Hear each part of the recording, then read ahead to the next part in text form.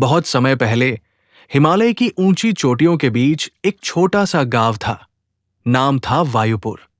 यहां की हवाएं हमेशा गुनगुनाती रहती, मानो कोई गुप्त संदेश सुना रही हों। गांव के लोग कहते थे कि ये हवाएं देवताओं की सांसें हैं, जो पृथ्वी को जीवन देती हैं। लेकिन एक रात, जब चंद्रमा पूर्ण था और तारे टिमटिमा रहे थे, कुछ असाधारण हुआ। गांव के बाहरी इलाके में एक बूढ़ा घुड़साल था, जहां एक गरीब किसान रामू रहता था। रामू के पास सिर्फ एक बूढ़ी घोड़ी थी। नाम था ललिता। वो घोड़ी सालों से बीमार थी और रामू उसे छोड़ने का मन नहीं बनाता था। उस रात आकाश में एक तेज आंधी आई, बिजली चमकी और हवा इतनी तेज हुई कि पेड़ झुक गए। रामू घुड़साल में छिपा रहा, लेकिन अचानक एक नीली चमक दिखी। हवा ने एक भंवर बनाया और उस भंवर से एक चमकदार घोड़ा निकला, सफेद रंग का, पंखों वाला, मानो हवा से ही बना हो। यह था हवा का जादुई घोड़ा, जिसका नाम रामू ने रखा वायु विहार। वायु विहार साधारण घोड़ा नहीं था।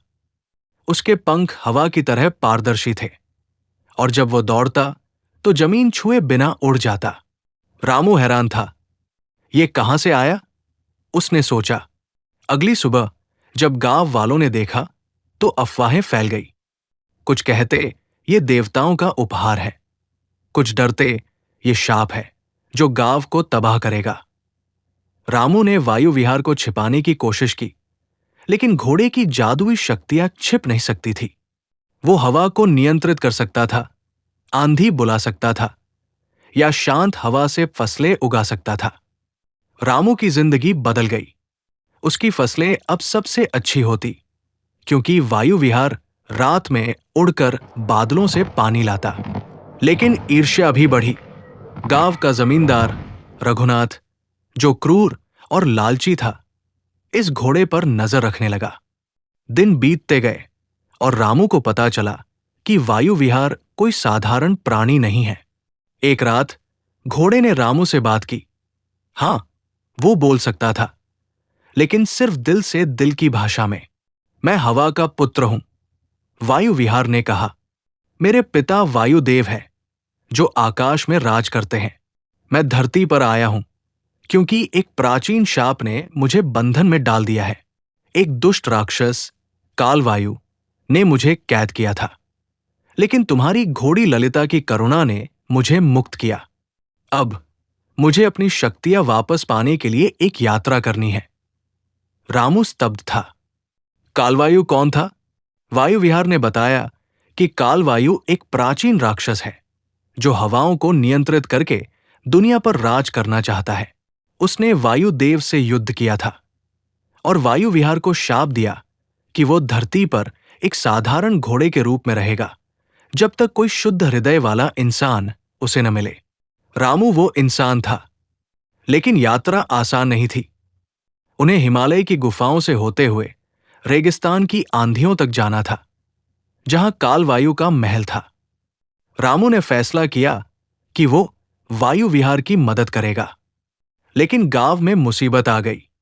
जमींदार रघुनाथ ने घोड़े की खबर सुनी और उसे चुराने की योजना बनाई। एक रात उसके गुंडों ने हमला किया। रामू ने लड़ाई की, लेकिन वायु विहार ने अपनी शक्ति से एक तेज हवा का झोंका भेजा, जो गुंडों को उड़ा ले गया। अगली सुबह रामू और वायु विहार गांव छोड़कर निकल पड़े। उनकी यात्रा शुरू हुई। जंगलों से गुजरते, नदियां पार करते और जादुई प्राणियों से मिले। पहली चुनौती थी जंगल का राजा, एक विशाल शेर जो हवाओं से डरता नहीं था। शेर ने उन्हें रोका और कहा, इस जंगल से गुजरने के लिए तुम्हें मेरी पहेली हल करनी होगी। पहेली थी, वो क्या है जो उड़ती है लेकिन पंख नहीं, रोती है लेकिन आंसू नहीं, और बोलती है लेकिन आवाज नहीं? रामू ने सोचा और वायु विहार की मदद से जवाब दिया, हवा। शेर खुश हुआ और उन्हें जाने दिया, साथ ही एक जादुई अमृत दिया जो घाव भरता था। अगला पड़ाव था नदी की देवी का मंदिर।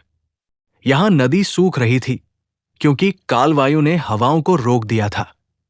रामू ने वायु विहार से बादल बुलवाए और बारिश हुई। देवी प्रसन्न हुई और उन्हें एक तलवार दी जो हवा से तेज थी। लेकिन रास्ते में दुश्मन भी थे।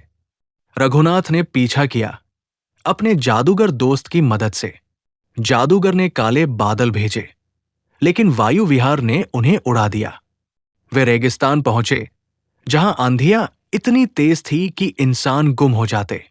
यहां वायु विहार की शक्तियां कमजोर पड़ने लगी, क्योंकि ये कालवायु का इलाका था। रामू थक गया, पानी खत्म हो गया। एक रात उन्हें एक ओएसिस मिला जहां एक बूढ़ी औरत रहती थी। वो वास्तव में एक परी थी जो वायु देव की बहन थी। उसने बताया, कालवायु को हराने के लिए तुम्हें हवा के 4 तत्व ढूंढने होंगे।